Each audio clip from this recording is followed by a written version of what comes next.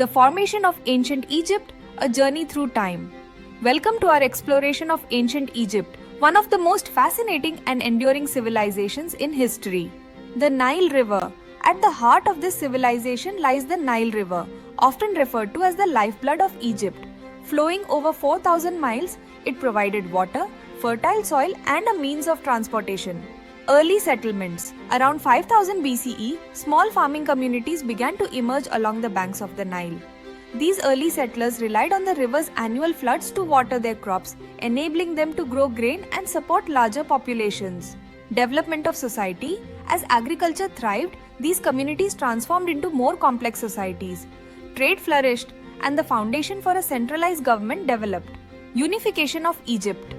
A pivotal moment in this transformation occurred in 3100 BCE when King Narmer, also known as Menes, unified Upper and Lower Egypt.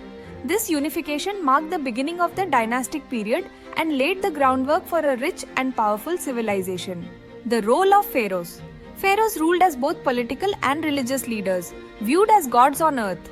Their authority was absolute, and their massive building projects, including the pyramids of Giza, still amaze us today. Religion and culture. Religion played a vital role in Egyptian life.